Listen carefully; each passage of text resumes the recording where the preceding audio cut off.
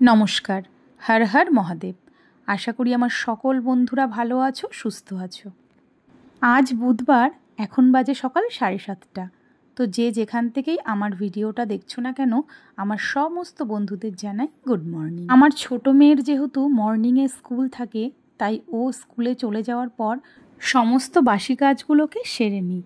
তারপর একটু গোলমরিচ আর লবঙ্গ দিয়ে চা বানিয়ে একটু খেয়ে নিই, যেহেতু এরপর থেকে বেলা 2টো পর্যন্ত চলবে একদম টানা সংসারের কাজবাজ। আজ যেহেতু বুধবার, বড় মেয়েটার স্কুলে তেমন একটা ক্লাস থাকে না, তাই ও বুধবার দিন স্কুলে যায় না। তাই ছুটির দিনগুলো আমি ওদের পছন্দ মতো খাবারগুলোই বানানোর চেষ্টা করি। শুধু আমার বাড়ির বাচ্চা বলেই নয়, অধিকাংশ বাড়ির বাচ্চারাই ছুটির দিনগুলোতে একটু চিকেন বা মটন খেতেই পছন্দ করে।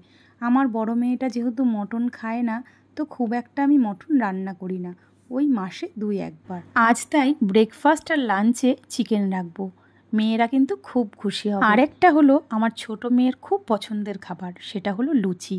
তো ভেবেছি সকালে একটু লুচিও বানাবো। তো বন্ধুরা, তোমাদের সঙ্গে গল্প করতে করতে দেখো আমার প্রায় চিকেনটা অর্ধেকটা হয়ে এসছে। এখন দেখে আসবো ছেলেটা উঠলো কিনা। বাবা উঠে গেছে ঘুম থেকে? ঘুম ভেঙে গেছে? ছেলে আমার উঠে বসেছিল, তো ওকে একটু ব্রাশ করিয়ে রেখে আসলাম। আর এদিকে আমার চিকেনটাও প্রায় তেল ছেড়ে দিয়েছে। এখন এর মধ্যে একটু পরিমাণ মতো জল দিয়ে ঢাকা দিয়ে দিলাম, আর ময়দাটাও মেখে রেখেছি।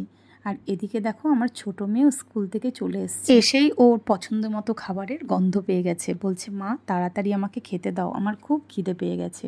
এদিকে আবার আমার হাজব্যান্ডও বেরোবে কাজে, তো এই টাইমটা না আমার প্রচণ্ড তাড়াহুড়ো লাগে।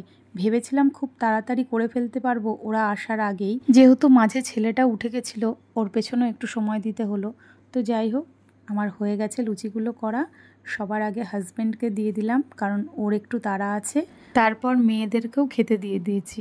মেয়েদের তো খুব ভালো লেগেছে, যেহেতু ওদের পছন্দের খাবার। ছেলেটা যেহেতু একা ঠিকমতো খেতে পারবে না, তাই ভাবলাম ওকেও খাইয়ে দিই, সঙ্গে আমিও খেয়ে নিই। তারপর বাদবাকি যেটুকু রান্না বাকি আছে সেরে নেব। ইদানিং এমন ওয়েদার শুরু হয়েছে, বোঝাই যাচ্ছে না এটা কোন কাল চলছে। এই রোদ, এই বৃষ্টি।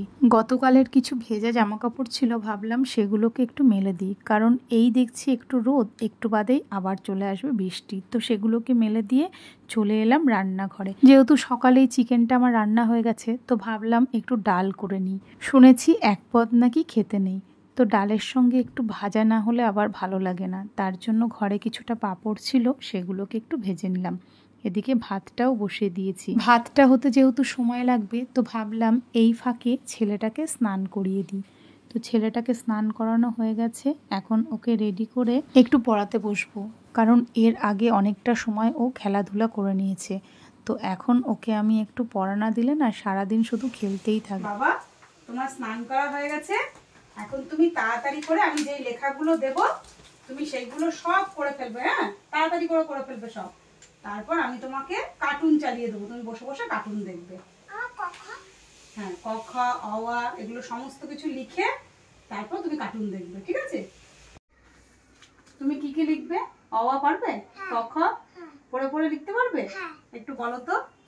অতে অজগরটি আটতে তেরে আই আমতি আমি খাবো পেরে হচ্চইতে ইগুচা ভয় মনে লিঙ্গ হইতে এগন পাখি পাচে ধরে উচ্চইতে মূর্তি তুলে।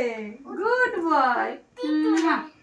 টিভি এখন চিকার ধরে থতে থালা ভরা আছে মিঠাই তোতে দুয়া আছে কারি নাই। ছেলেটাকে পড়িয়ে রান্নাঘরের সমস্ত কাজকর্ম সেরে স্নানটা সেরে এলাম। এবার যাব ঠাকুর ঘরে। আজকের পুজোটা আমার বড় মেয়েই দিয়ে দিয়েছে, তবু আমি একবার স্নান সেরে প্রতিদিন ঠাকুর ঘরে যাই। ওই যে আমার প্রতিদিনের একটা অভ্যাস আছে, মহাদেবের মাথায় একটু জল বেলপাতা না দিলে পরে আমি আবার একটু শান্তি পাই না। তো গাছ থেকে দেখো কটা বেলপাতা ছিঁড়ে নিলাম, আর এই গাছে দেখছি একটা সাদা জবাও ফুটেছে, সেটা নিয়ে এখন যাব ঠাকুর ঘরে। মোটামুটি প্রতিদিনই আমার এই রকমই সারাদিনটা কাটে। তোমাদের কেমন কাটে অবশ্যই কিন্তু তোমরা জানিও। তো প্রিয় বন্ধুরা, আমার নতুন নতুন ভ্লগ দেখার জন্য যারা এখনও পর্যন্ত আমার চ্যানেলটিকে সাবস্ক্রাইব করোনি, অবশ্যই করে রেখো। আর যারা ফেসবুক থেকে দেখছো তারা ফলো করে রেখো। সবাই ভালো থেকো, সুস্থ থেকো। আবারও একটা নতুন ভ্লগে খুব তাড়াতাড়ি দেখা হবে।